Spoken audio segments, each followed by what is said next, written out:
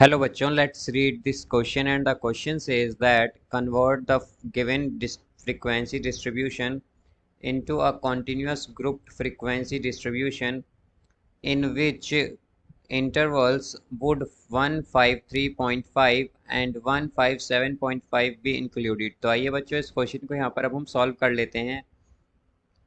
इस क्वेश्चन में हमसे कहा गया है कि हमें इसे कन्वर्ट करना है इस फ्रीक्वेंसी डिस्ट्रीब्यूशन को एक कॉन्टिन्यूस ग्रुप्ड फ्रीक्वेंसी डिस्ट्रीब्यूशन में, और बताना है कि क्लास इंटरवल जो है हमारे पास, ये जो इंटरवल है 153.5 और 157.5 ये किस क्लास से बिलोंग करते हैं।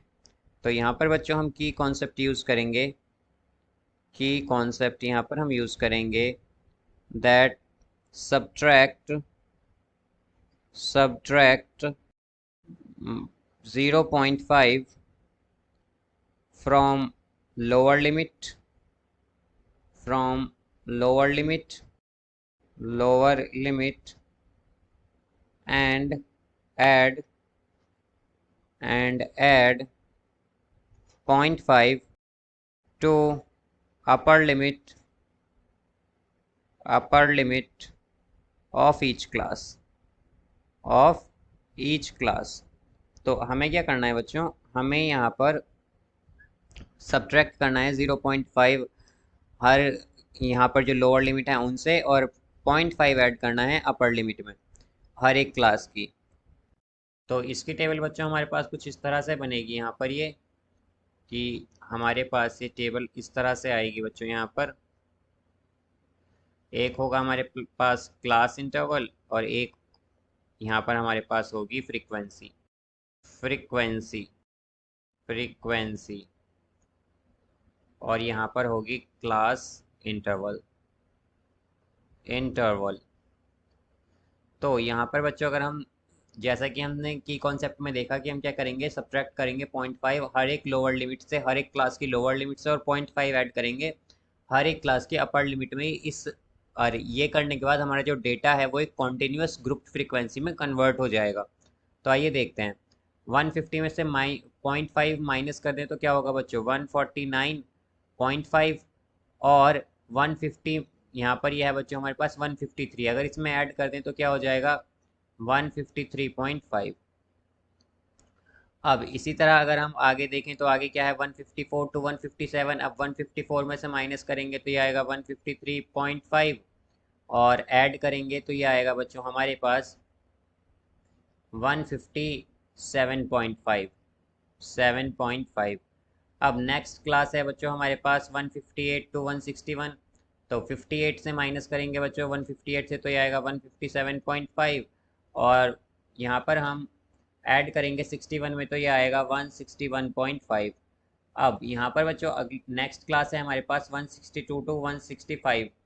तो बच्चों 162 में से माइनस करेंगे 0.5 तो ये आएगा 161.5, और ये आएगा हमारे पास 165 में प्लस करेंगे तो ये आएगा 165.5।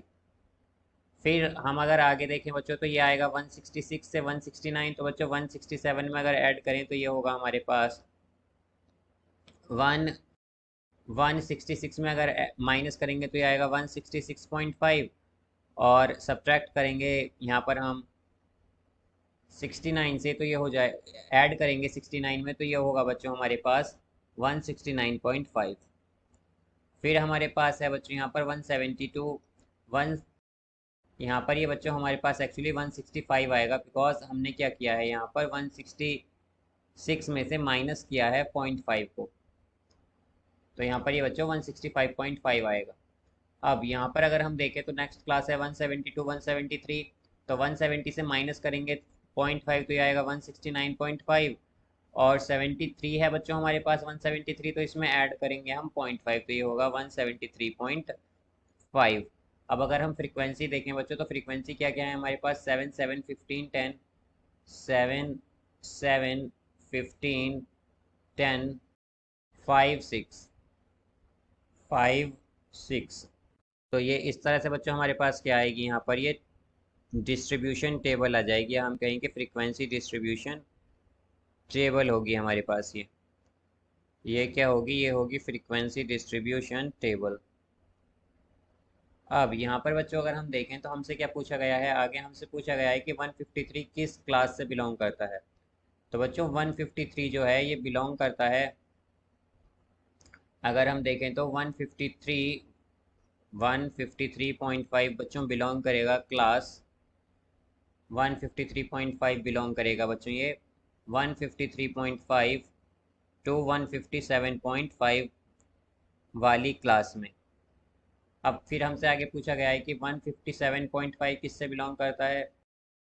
तो 157.5 जो है वो यहाँ पर बिलोंग करेगा 157.5 से 161.5 तक।